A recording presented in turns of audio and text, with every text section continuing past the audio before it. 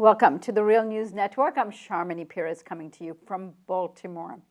France remains under a state of emergency following terror attacks last Friday that left 129 people dead. This comes as the G20 wrapped up its summit in Turkey with an agreement to cooperate on policy towards eradicating ISIS. On Tuesday, the U.S. Secretary of State, John Kerry, met with French President François Hollande, and here is some of what he had to say.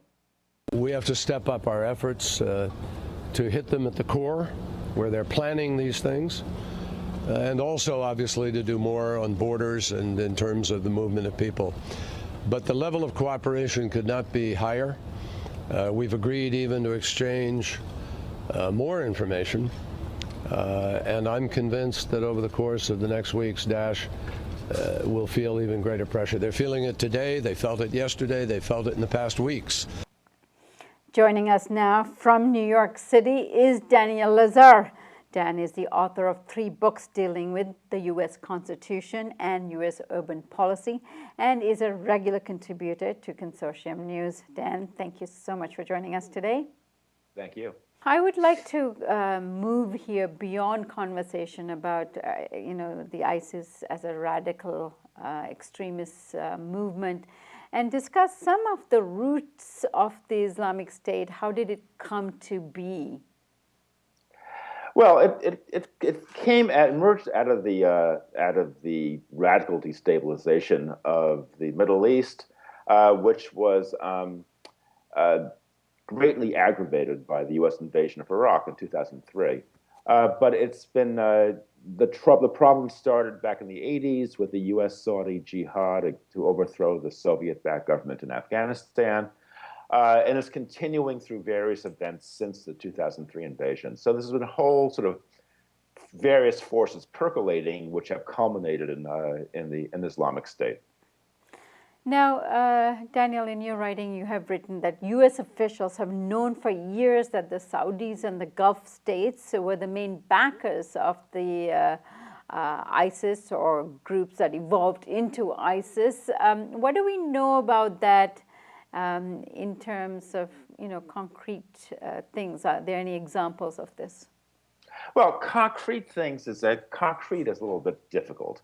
We have statements from Joe Biden. In October 2014, Joe Biden gave a talk before students at Harvard's Kennedy School, in which he said that the Saudis and the UAE and other Gulf states had channeled, quote, hundreds of millions of dollars into the radical Sunni opposition to Assad in Syria, and that those gave rise to radical jihadist movements like Al-Qaeda and eventually ISIS.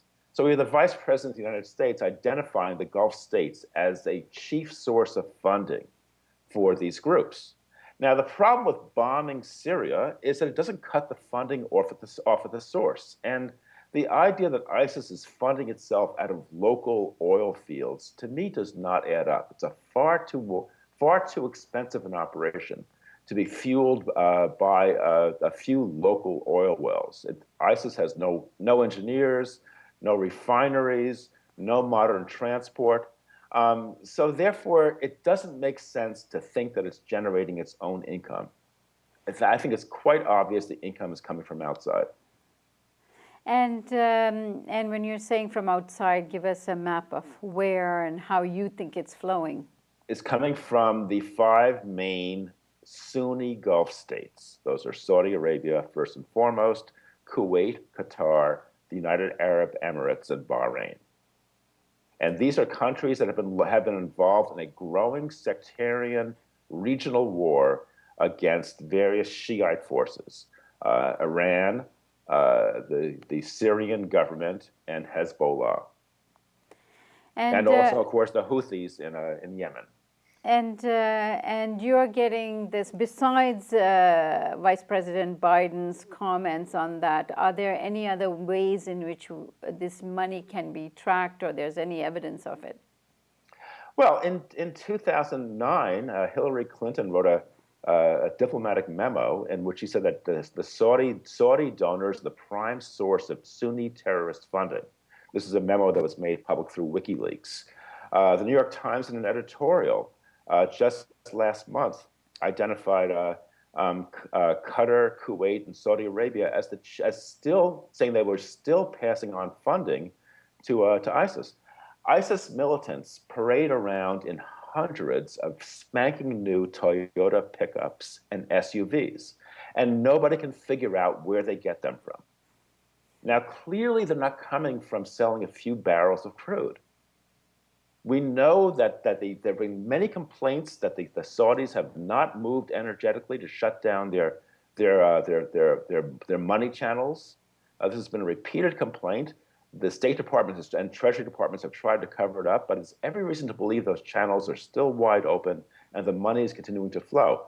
I would have more confidence if the Obama administration was moving vigorously to shut these conduits down, but there's no evidence that it is. Now, Daniel, we just interviewed Loretta Napoli, who's a scholar in terms of how the ISIS finances itself. And she argues that they're at this moment relying on smuggling oil and selling it to their neighbors, and also this refugee exodus and people paying them to get out of the region is how they're generating their resources. And she calculates that it is roughly about $500,000 a week, adding up to about, $2 million to do what they're doing. Do you think that makes sense? No, it doesn't make sense. I mean, ISIS, the estimates are that ISIS has 100,000 men under arms. They receive as much as $800 a month. $800 times $100,000 is $80 million. Now, that, regardless of how accurate that figure is, the important point is that the ISIS budget is tens of millions of dollars per month. Now, $2 million per week or whatever it is just simply doesn't make a dent.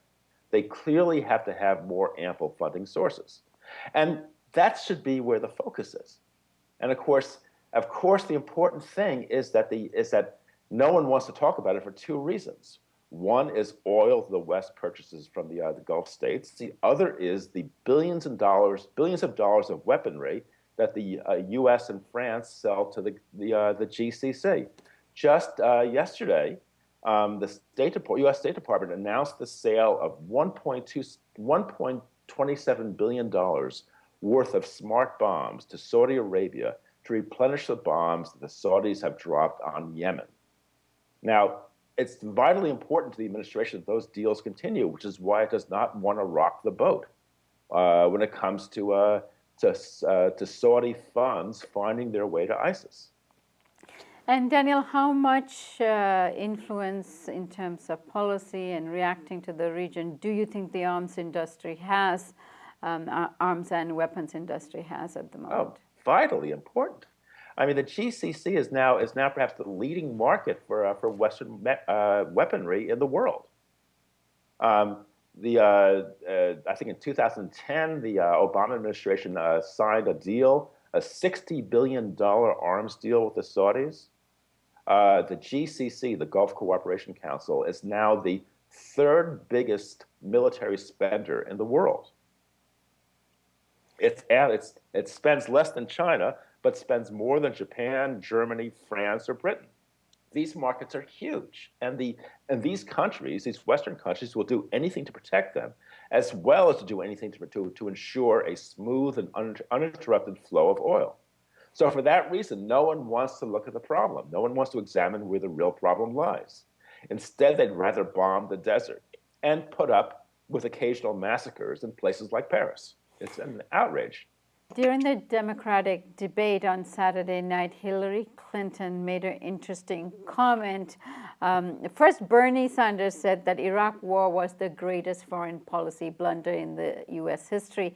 And Clinton responded by saying that Americans have been victims of terrorism long before that invasion.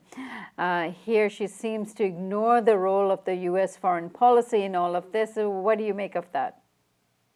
Well, her comment made no sense. I mean, it's true.